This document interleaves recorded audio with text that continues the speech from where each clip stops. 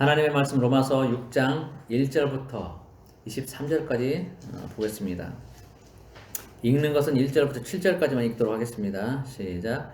그런즉 우리가 무슨 말을 하리요? 은혜를 더하게 하려고 죄에 거하겠느냐? 그럴 수 없느니라. 죄에 대하여 죽은 우리가 어찌 그 가운데 더 살리요? 무릇 그리스도 예수 합하여 침례를 받은 우리는 그의 죽으심과 합하여 침례를 받은 줄을 알지 못하느냐?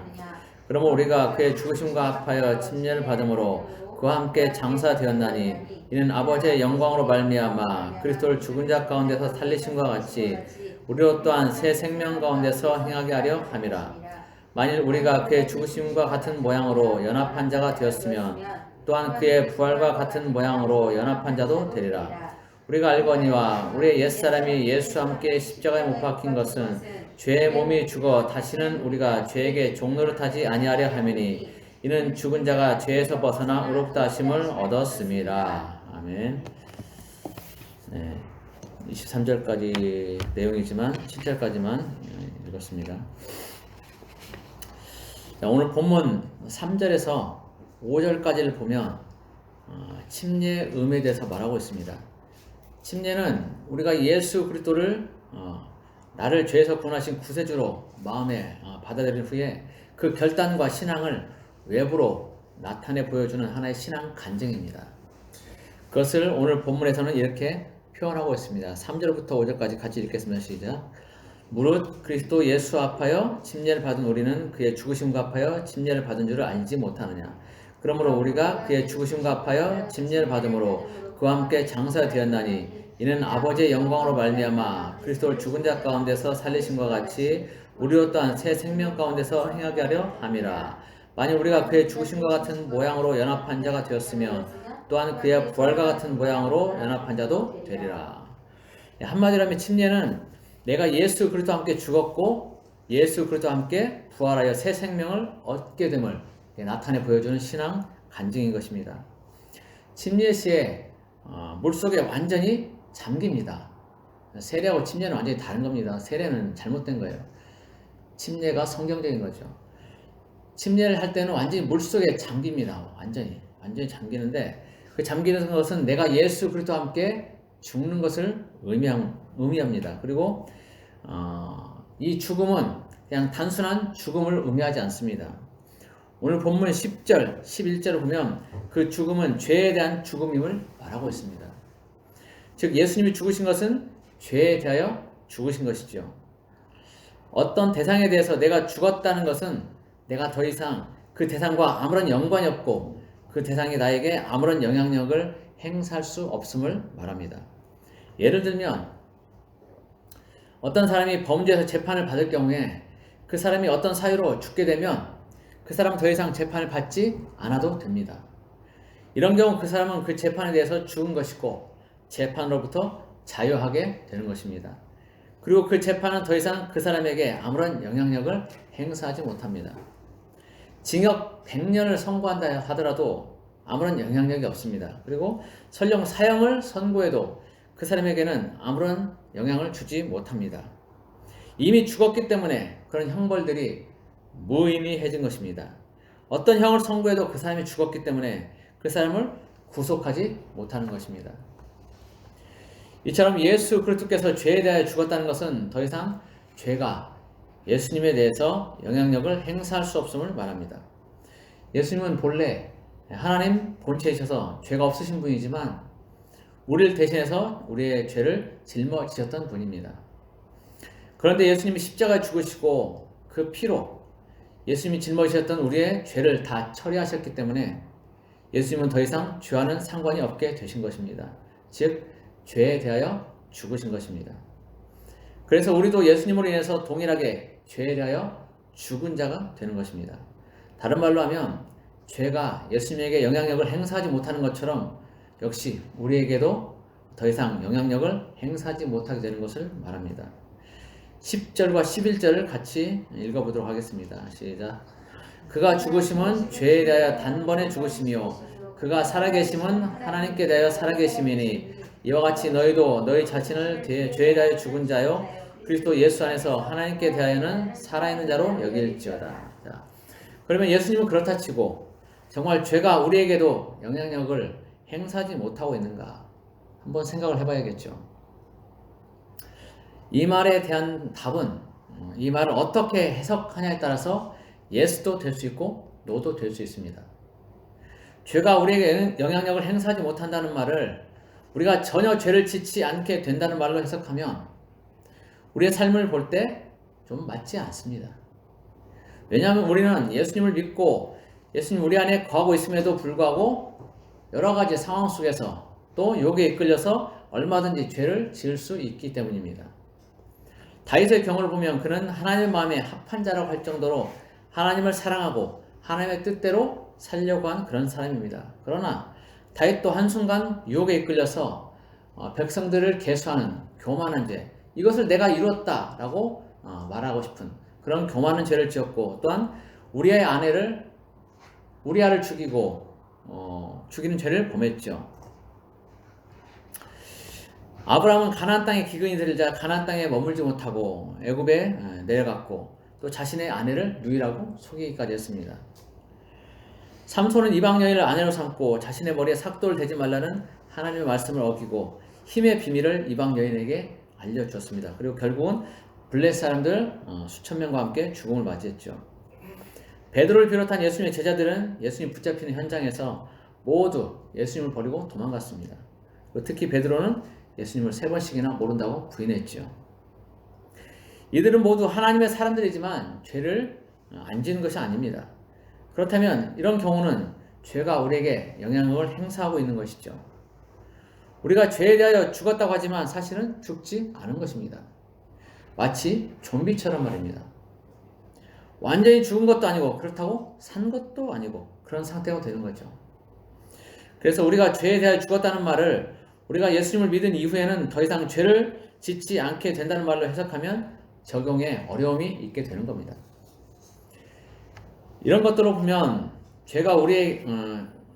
우리가 죄에 대하여 죽었다는 말은 우리가 전혀 죄를 짓지 않게 된다는 그런 말이 아님을 알 수 있습니다. 그러면 우리가 죄에 대하여 죽었다는 말을 어떻게 해석을 해야 할까? 그것은 신분의 변화로 보아야 합니다. 죄의 종으로 살던 신분에서 의의 종, 순종의 종으로 신분이 바뀐 것을 말합니다. 신분이 바뀐 거죠. 예수 믿기 전에는 죄가 신분상 우리를 억누르고 있었지만 예수를 믿으면서 우리의 신분이 변해서 더 이상 강제로 우리를 억누르지 못하는 것입니다. 다만 유혹함으로 우리의 선택에 따라 영향을 줄 수는 있습니다. 마치 처음 아담이 유혹을 받았던 것처럼 그렇게 말입니다. 그러나 그럼에도 죄는 믿는 자에게는 법적 구속력을 갖지 못합니다. 우리에 대해서 죄 마음대로 권한을 행사하지 못하는 것입니다. 오늘 본문 6절, 7절을 보도록 하겠습니다. 같이 읽겠습니다. 시작. 우리가 알거니와 우리의 옛사람이 예수와 함께 십자가에 못 박힌 것은 죄의 몸이 죽어 다시는 우리가 죄에게 종노릇하지 아니하려 함이니 이는 죽은 자가 죄에서 벗어나 의롭다 하심을 얻었습니다. 아멘. 이 말씀은 죄의 본성을 가지고 있던 우리 옛사람이 예수와 함께 십자가에 못 박혀 죽고 의롭다 하심을 얻어서 새 사람이 된 것을 말합니다. 예를 들어 보겠습니다. 한 나라의 왕이 이제 백성들의 삶을 돌아보려고 암행순찰을 나갔습니다. 그러다가 거리에서 구걸하는 거지 아이를 보고 불쌍한 마음이 들어서 그 아이를 왕궁으로 데려다가 왕자로 삼았습니다. 그런데 그 아이는 왕궁의 생활이 불편하고 익숙하지 않아서 거지로 살았던 옛 생활을 그리워하면서 날마다 그 거리로 나가서 다른 거지들과 함께 놀고 다녔습니다. 이 거지 아이는 자신의 신분이 거지가 아닌 왕자가 되었음에도 왕자의 삶이 얼마나 좋고 멋진 것인지를 알지 못하기 때문에 여전히 예전 거지 생활을 동경하면서 그 삶에 머물러 있는 것입니다. 왕자의 삶의 가치를 모르는 것이죠. 우린 예수와 함께 십자가의 죽음으로 죄에 대해서 죽은 자가 되었습니다. 그리고 예수와 함께 살아남으로써 의롭다 여김을 받게 되었습니다. 이것은 우리가 예수로 말미암아 하나님의 백성으로 새로 태어났음을 말합니다. 오늘 본문 17절, 18절을 보겠습니다. 하나님께 감사하려다 너희가 본래 죄의 종이더니 너에게 전하여 준 바 교훈의 본을 마음으로 순종하여 죄로부터 해방되어 의에게 종이 되었느니라. 다른 말로 하면 죄의 종의 신분에서 의의 종의 신분이 된 것입니다. 거지의 신분에서 왕자의 신분으로 바뀐 것이죠. 그러나 그럼에도 우리는 여전히 거지의 삶을 동경하면서 옛것을 찾을 수도 있는 것입니다. 그렇지만 설령 그렇다 하더라도 왕자의 신분이 박탈된 것은 아닙니다. 그러나 왕이 그 아이가 신분이 바뀐 왕자의 삶을 살기를 거부하고 계속적으로 거지의 삶을 살아가기를 원한다면 왕은 왕자로 양자 삼은 것을 취소할 수도 있습니다. 그렇지만 그것은 최후에 있을 수 있는 그런 일일 뿐입니다. 왕은 그 아이가 왕자의 삶을 살기를 바라면서 오래오래 기다려줍니다. 아주 오래오래 기다려주죠. 그리고 속히 왕자의 삶에 익숙해지고 왕자답게 살 수 있기를 날마다 애타게 바랍니다. 그렇지만 바뀐 신분의 삶을 누리지 못하는 것은 그 아이에게는 정말 불행한 일입니다. 왕자의 삶이 그 아이에게 이전에 누리지 못했던 것들을 너무도 많이 줄 수 있다는 것을 알지 못하는 것은 참으로 안타까운 일이 아닐 수 없습니다. 미국이라는 나라가 있죠. 미국이라는 나라가 있는데 그 나라가 세워지고 얼마 안 있어 미국에 내전이 있었습니다. 흔히 남북전쟁이라고 얘기를 하죠. 1861년 4월에 노예제를 지지하던 남부주들이 모여서 남부연합을 형성합니다. 그리고 미 합중국으로부터의 분리를 선언한 뒤에 아메리카 남부연합군이 이제 흔히 남군이라고 얘기하죠. 사우스캐롤라이나주 찰스턴항의 섬터 요새 폭격을 시작합니다. 그래서 그걸 시작으로 전쟁이 일어나서 1861년부터 1865년까지 4년 동안 전쟁이 있게 됩니다. 그리고 전쟁 결과 이제 남부연합군이 패배를 하고 미국 전역에서 노예제를 폐지하는 중요한 계기가 됩니다. 미국이라는 나라는 여러 나라들이 합쳐져서 이룬 전체 한 나라를 이룬 그런 나라입니다. 그래서 미 합중국이라는 이름으로도 불리웁니다. 여러 나라들이 합해서 한 나라가 된 거죠. 그렇게 연합된 각각의 나라는 주가 되었고 각 주마다의 법이 다릅니다. 그런데 미국은 나라가 세워지고 한동안 노예제도가 존속되고 있었습니다. 북쪽은 공업화를 이룬 반면에 남쪽은 농업이 주였습니다. 주로 남쪽은 농업을 했죠. 남쪽에는 많은 노예들이 필요했습니다. 그리고 북쪽에는 일꾼, 종업원들이 필요했었죠. 북쪽이 중심이 된 정부에서는 노예제도를 폐지해서 일꾼들을 많이 확보하려고, 종업원들을 많이 확보하려고 했고, 반면 남쪽에서는 노예제도를 유지해야만 했기 때문에 노예제도 폐지에 반기를 들고 일어나 전쟁이 났던 것입니다.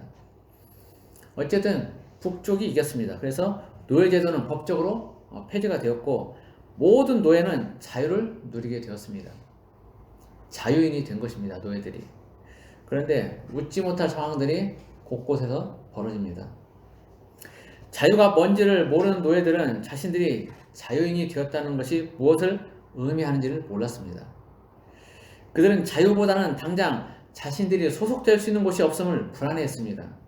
자신들의 자는 것, 자신들 스스로 자는 것, 먹는 것, 입을 것을 책임져 주던 그런 주인이 없어져서 이제 모든 것을 자신들의 힘으로 해결해야 했기 때문에 어떻게 할지 몰라서 힘들어했던 것입니다. 자기들의 모든 것들 책임져 주던 주인이 없는 거예요. 그러니까 어떻게 해야 될지 몰라서 당황스러워하는 그런 일들이 생기는 거죠. 그래서 노예에서 해방되었음에도 주인에게 말해서 그대로 노예로 살겠다고 말하는 그런 사람들도 있었습니다. 또 그동안에 일한 삭스를 계산해서 노예에게 주고 자유인이 되었다고 말해 주었음에도 불구하고 오히려 어떤 노예는 그 삭스를 그 주인에게 돌려주면서 그 주인 밑에 있겠다라고 말하는 사람들도 많이 있었습니다.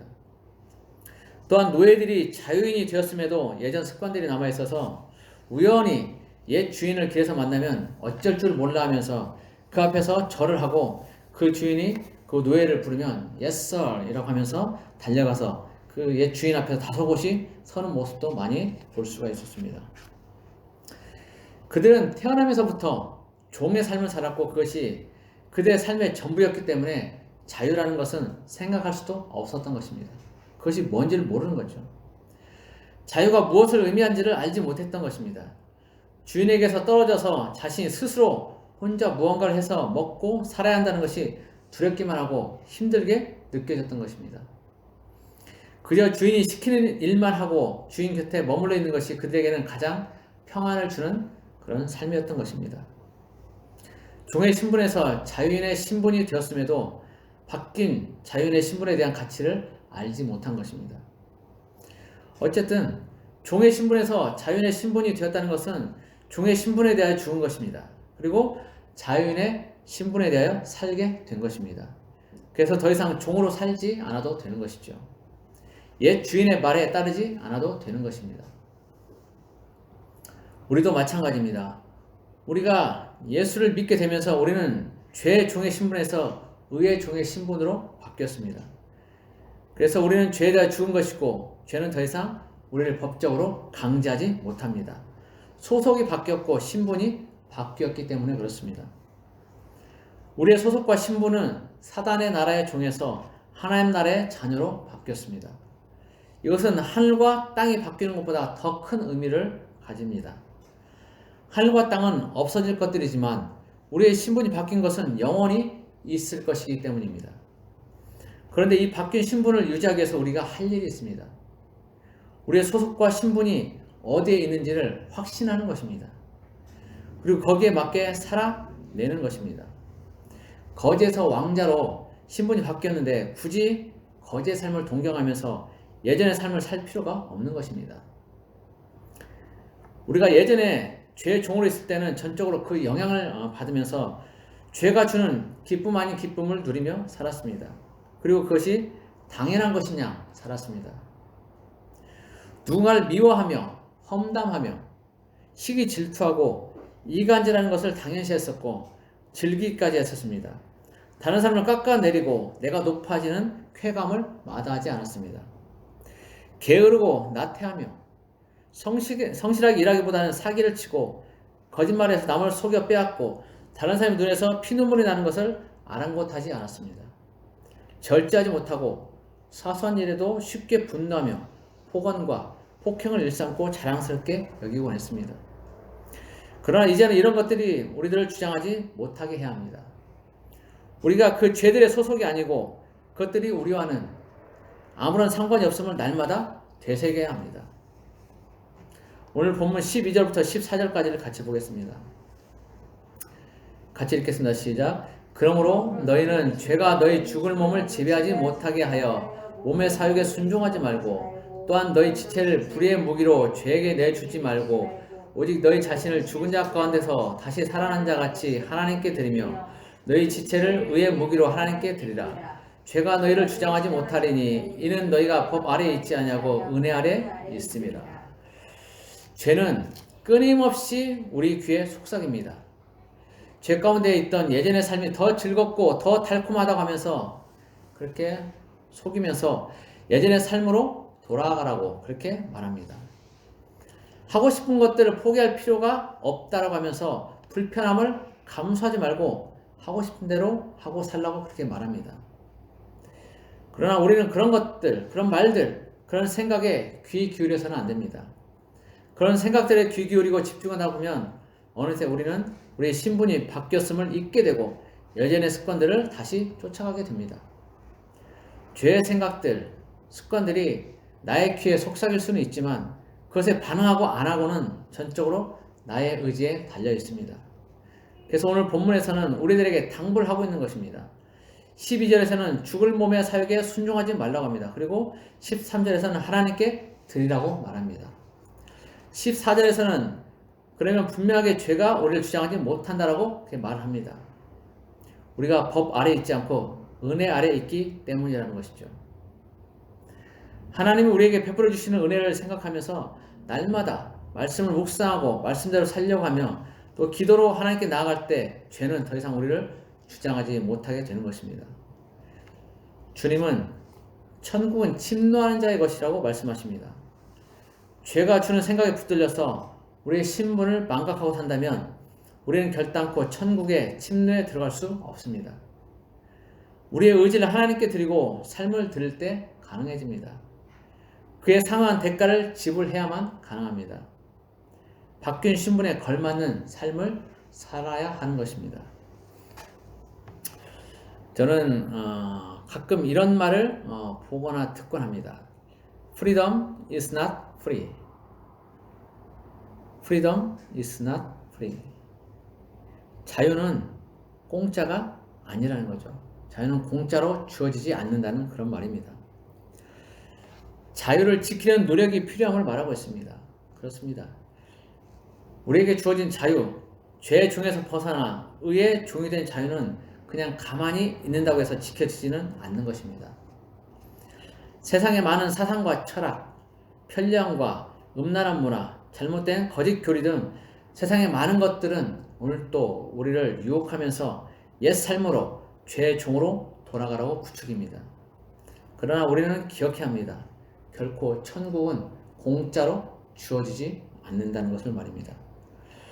부디 죄가 가득한 세상에서 주님이 주신 의의 종, 순종의 종의 자유를 누리면서 지켜나감으로 천국을 침노에 들어가는 우리 모두가 되기를 예수 그리스도 이름으로 축복합니다. 기도하겠습니다. 고마우신 하나님 아버지, 우리는 예전에 죄의 종으로 있다가 예수 그리스도의 피로 말미암아서 그의 죽음으로 말미암아서 그의 부활로 말미암아서 우리는 의의 종이 되었습니다. 하나님의 순종의 종이 되었습니다. 우리의 신분이 바뀌었습니다. 더 이상 죄는 우리에게 대해서 아무런 영향도 행사할 수 없습니다. 우리의 신분이 바뀌었기 때문입니다. 하나님, 이것을 우리가 기억하기 원합니다. 날마다 의의 종, 순종의 종의 삶을 살아갈 수 있도록 도와주십시오. 더 이상 죄에 얽매이지 않게 하시고 죄와는 아무런 상관이 없는 그런 삶을 살아가도록 도와주십시오. 매일매일 말씀과 기도로 무장하게 하시고 믿음의 방패를 가지고 성령의 검을 가지고 우리 자신들을 지켜나가면서 구원의 투구를 쓰고 믿음으로 나가도록 도와주십시오. 우리가 매일매일 주님을 닮아가는 그런 삶을 살아갈 때 우리는 온전히 하나님과 동행하는 삶을 살 수 있을 줄 압니다. 매일 매 순간 주님과 함께 동행하는 우리가 되도록 도와주십시오. 믿음 잃지 않고 말씀대로 살아내도록 도와주십시오. 게을러서 악해지지 않도록 도와주십시오. 우리의 마음이 굳어져서 하나님을 멀리하는 일이 없도록 도와주십시오. 매일 주님의 사랑으로 섬기며 나아가는 우리가 되도록 도와주십시오. 오늘 또 함께 하신 주님을 찬양합니다. 감사하며 예수 그리스도 이름으로 기도드립니다. 아멘.